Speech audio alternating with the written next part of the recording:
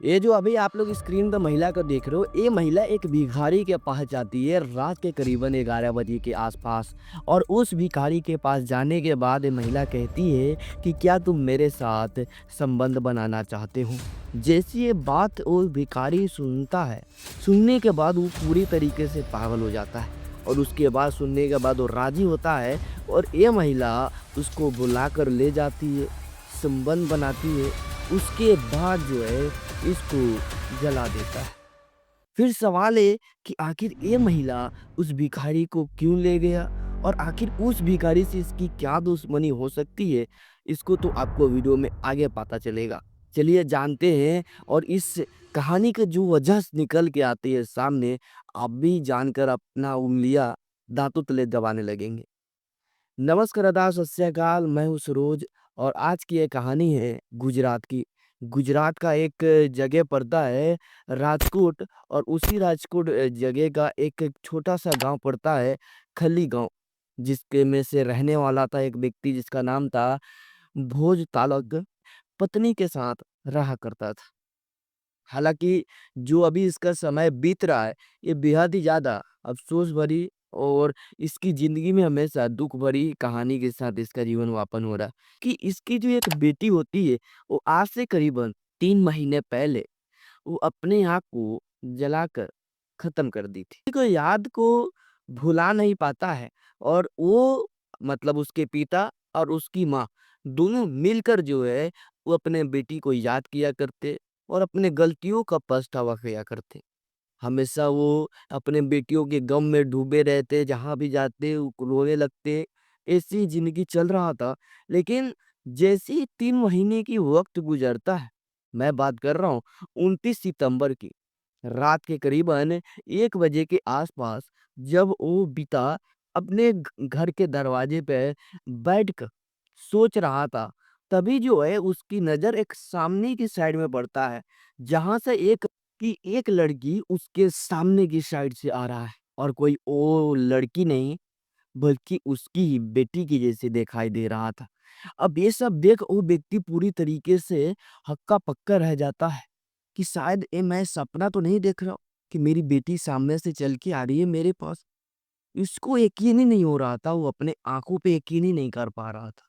जैसे ही वो लड़की अपने पिता के पास आती है, तो आने के बाद सीधा उसके हाथों पकड़ लेती है। तो कहती है कि पिताजी आपकी याद मेरे को बहुत ज़्यादा आ रहा है। जैसे ये बात कहते पिता अपनी बेटी को गले लगाकर भूक-भूक के रोने लगते हैं। यही आवाज़ सुनकर माँ भी आती है और माँ भी अपने बेटी को गले लगाकर रोने लगती है। जब वो बेटी जिसका नाम था रमी, रमी जो आज से करीबन 3 महीने पहले जो अपने आप को ख़त्म की थी, पिता के लिए बड़ा सवाल था कि आखिर तुम 3 महीने पहले ख़त्म हो चुकी थी, मैंने अपने हाथों से तुम्हारा अंतिम संस्कार किया था, तुम्हारा हर एक चीज़ मिला था, चप्पल, कपड़े और तुमने वीडियो तक भी बना ली थी, तो अचानक तुम यहाँ पे कैसे आ गई? वो बेटी बताती है, कहती है कि पिताजी हम हम दरअसल ऐसे नहीं थे, जैसे आजकल हो चुके। मैंने आपको पहले भी कहा था कि मैं एक लड़के से प्यार करता हूँ। मैं उसी से शादी करूँगी, लेकिन आप लोगों ने मेरी बातों को नहीं माने। आप लोगों ने मेरी जबरन तरीके से शादी किसी और से करा देते हैं। लेकिन मैं तो शादी तो कर लेती हूँ, लेकिन मैं ससुराल में और उनसे मैं खुश नहीं रह पाती। हमेशा वो अपने प्रेमी के बारे में सोचा करता। मतलब कि जब भी उसको टाइम मिलते ही रमी को सीधा अपने अनिल उसके जो प्रेमी होता है, उसके पास कॉल लगा देती और उससे जो है बातचीत करना शुरू कर देती। अनिल जो शादीशुदा भी था, उसके बच्चे भी थे, फिर भी जो है वो रमी से प्रेम किया करता था। रमी से बेइंतहा मोहब्बत था, उसके लिए वो कुछ भी कर सकता था। अनिल जो उसको काफ़ी भरोसा दिलाता है कि तुम जो अगर मेरे पास आओगे, तो हम तुम्हें जो है बेहद ज़्यादा खुश रखेंगे। और इस रम्मी को भी मालूम था कि उसको उस लड़के का शादीशुदा है और उसके जो है पल-बच्चे भी है। तो मैं आखिर उससे प्रेम क्यों कर रहा हूँ? ये सब जानते हुए भी वो लड़की जो है अपना दिल उससे देती है और ससुराल के जाने के बाद भी वो उससे बातचीत करना बंद नहीं करती। अचानक उसके अंदर एक ख़्याल आता है कि हम लोग क्यों ना इधर से जाकर भागकर अपना शादी कर ले। लेकिन फिर भी मैं इस वजह से नहीं भाग पा रही थी अपने ससुराल से, क्योंकि हम आपसे बहुत ज़्यादा प्यार करते हैं। यानी वो अपने माता-पिता से कहती है कि हम आपसे प्यार करते हैं, इसीलिए जो है हम अपने ससुराल छोड़कर कहीं गए नहीं। आपकी इज़्ज़त का मैंने ख़्याल रखा। जैसे ये बात कहती है, तो पिता भी हैरान थे कि आखिर तुमने मेरी इज़्ज़त का ख़्याल रखने के कारण तुम ससुराल नहीं गई। चलो ठीक है। लेकिन सवाल है कि तुमने जो आज से 3 महीने पहले अपने आप को मतलब ख़त्म की थी, तुम अचानक ऐसे कैसे आ सकती वापस? ये क्या तुमने कुछ गलत किया? क्योंकि उसमें बर्थडे भी मिला था, तुम्हारे कपड़े भी थे, तुमने वीडियो भी बनाए थे, तो ये कैसे हो सकता है? अपने पिता से कि मतलब जो दिन होता है 6 जुलाई को, यानी 5 जुलाई और 6 जुलाई के, यानी 5 जुलाई के रात के करीबन 11 बजे के आसपास जब रमी अपने मतलब प्रेमी के पास कॉल करती है। कॉल करने के बाद कहती है कि हमें जो है आपसे शादी करना है और हम आपके साथ ही जीवन बिताना चाहते हैं। से बात कहती है, कहते हैं तो ठीक है, तो हम भी तो चाहते हैं कि तुम मेरे पास आ चली आओ। लेकिन आएँगे कैसे? ये बहुत ही बेहतर सवाल था, और आएँगे तो कुछ दिनों के लिए थोड़ी, हमेशा के लिए रह जाएँगे। यही सब उनका मानसिकता था और यही सोचकर जो है वो लोग चल रहे थे। तभी जो है उस औरत को एक मतलब भिखारी दिखाई देता। वो भिखारी कोई अभी से नहीं बल्कि बहुत समय से एक सड़क के किनारे वो अपना पैसे माँग कर ₹10, ₹1, ₹2 माँग कर अपना गुज़ारा-बसरा करता है। उस भिखारी की उम्र करीबन 50 साल के आसपास में होगा। बूढ़ा व्यक्ति था और वो मतलब दिन में भीख माँगता और रात में किनारे के आगे सो जाता। लड़की कहती है कि मेरे घर के आगे जो है एक भिखारी रहता है कुछ ही दूरी पे। अगर हम उसको इस तरह मतलब कुछ अपना प्लान बनाते हैं और प्लान के अनुसार जो है वो काम करना शुरू करते हैं। सबसे पहले ये महिला उस भिखारी के पास जाती है, उसे ऑफ़र देती है, तो भाई वो भी जो है तैयार हो जाता है और जो है उसके पीछे-पीछे वो भिखारी चलने लगता है जब उसकी बातें सुनता है। कुछ दूरी पे जाता है, एक सुनसान एरिया दिखाई देता है। जब वहाँ पे पहुँचता है, तभी जो है अनिल भिखारी के पीछे से जाता है और उसके गले पे दबाना शुरू करता है। क्यों? क्योंकि वो भिखारी पूरी तरीके से शारीरिक मतलब रूप से कमज़ोर था, क्योंकि उसे भरपूर खाना नहीं मिल रहा था। अब उसको दबाता है और जो है उसके गले को अनिल और उसके पाँव को वो रमी दबाती है। काफ़ी देर तक दबाए रखे के कारण जो है वो भिखारी की दम घुट जाती है और वहाँ पे अपना दम भी तोड़ देता है। अब यहाँ से उस बॉडी को मतलब सीधा जो है ले जाते हैं। एक उसके जो ससुराल का घर होता है उसके जस्ट बगल में एक झोपड़ी टाइप का मतलब घर होता है।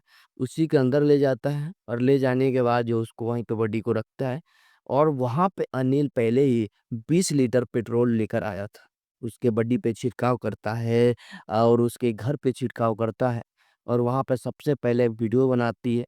वीडियो बनाने के बाद जो है अपना कपड़े उतारती है और उतारने के बाद चप्पल-वप्पल ऐसे कुछ सामान है और जो है वीडियो में कहती है कि मैं अनिल से प्रेम करती हूँ और मैं उसी से शादी करना चाहती हूँ, लेकिन मेरे माँ-बाप ने मेरे ज़बरदस्ती शादी कराई जिसकी वजह से जो है अब मैं इस दुनिया में नहीं रहना चाहती।